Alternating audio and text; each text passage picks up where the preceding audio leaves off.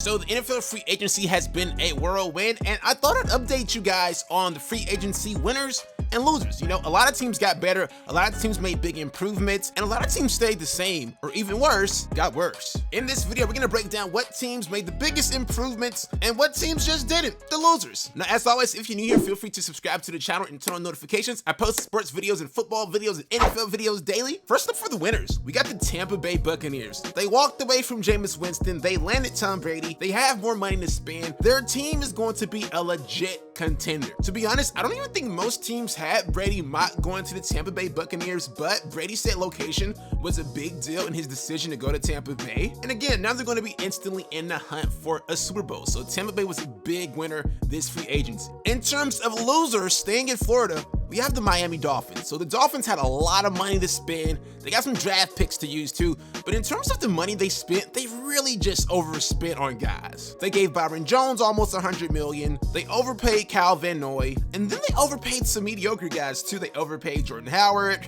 Eric Flowers, Shaq Lawson.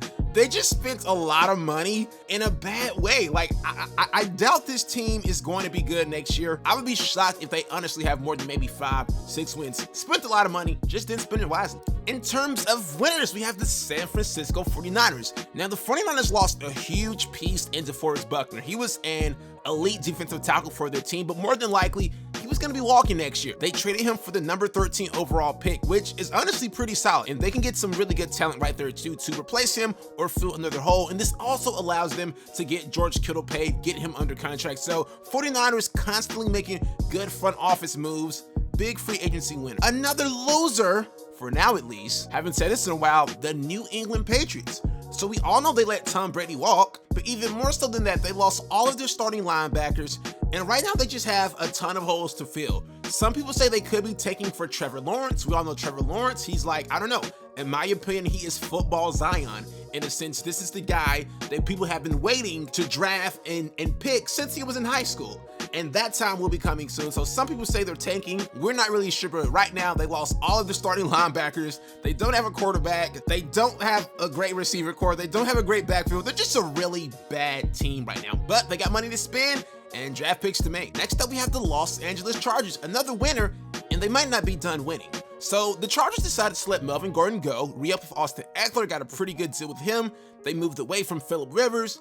Great idea. They also franchise tag Hunter Henry. And now, honestly, a lot of people think they're a quarterback away, and it's a lot of quarterbacks out there. There's QBs in the draft, they show a lot of promise. And then Cam Newton's still out there. Jameis Winston's still out there. Jacoby Brissett, they could probably make a trade for him if they like what they see there, but they have a lot of options, and a lot of people feel like they're one piece away. They set themselves up to win if they get the right pieces, which is smart. Now, this next one hurts me, but another loser has to be the Dallas Cowboys. So last year, the Dallas Cowboys had the best roster in football, and it might have been one of the better rosters we've seen in football in the last 10 years. The roster was crazy, it was loaded, it was juiced. This year, not so much.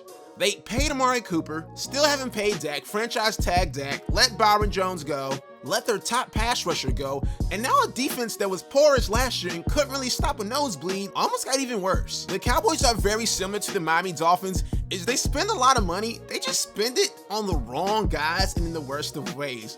They're like the Miami Dolphins, but make it cool. The Miami Dolphins, but make it popular. That's kind of what the Dallas Cowboys are right now, in my opinion. I mean, last year, don't get me wrong, they had a beautiful roster, great roster, but the Zeke deal, the Amari deal, still not paying Dak, letting Byron walk. It's kind of crazy in my opinion. So the Cardinals were able to dump David Johnson's huge contract on the Texans. They're going to move forward with King and Drake. They also added a weapon for Kyler Murray, a top 5 receiver in the league, Deandre Hopkins. Larry Fitzgerald is probably returning. They're just setting up some good things and kind of putting Kyler Murray in a position to win, be better, and continue to grow as a pro and develop as a QB. This is what you want. This is what you need. And again, hopefully he can make kind of a Lamar Jackson-esque jump from rookie year to sophomore year and really do some damage this upcoming season. Now, the final loser of this free agency, I hate to say it, is running back. It seems as if running backs are getting devalued. Cowboys didn't really want to pay Zeke, but they paid him, which is crazy. The Cowboys are really playing hardball with Zeke. I thought they were going to let Tony Pollard go, try and win some games, but they eventually grumbled to Zeke, but they did lock Zeke up for a long time though. But that might have just been a bad deal from the Cowboys. It seems like running back shelf life is just not long anymore. Todd Gurley, we know he had injury issues, but him getting cut at 25 and career maybe being done by 26, 27 is crazy. He only got a 1-year deal from the Atlanta Falcons, who aren't really, I'm not even sure how they're going to feature him in that offense. I don't even know how he wants to be featured because, again, we don't know if he can hold up. The way the Rams used him towards the end of their Super Bowl run and towards last season, it would appear as if his knees were gone.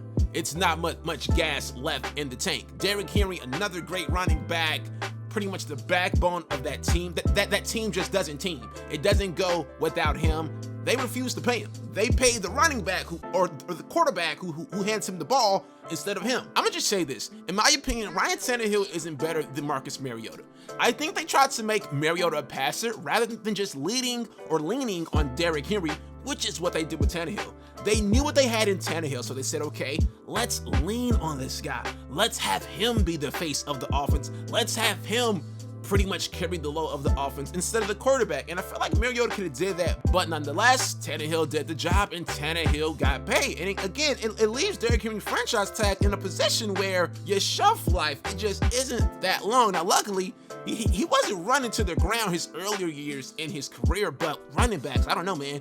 It seems like they're one injury away, and if they're not one injury away, they're just a couple years away from being completely washed. Now, another potential loser and or winner of this free agency could be Antonio Brown. We don't know if he's going to be able to play next year. We don't know if a team will pick him up. We know Tom Brady wants to play with him though, which is dope. But yeah, man, there you have it. To me, those are the big free agency winners and losers. If I got any of them wrong, let me know down in the comment box below. And as always, if you're new to the channel, like the video.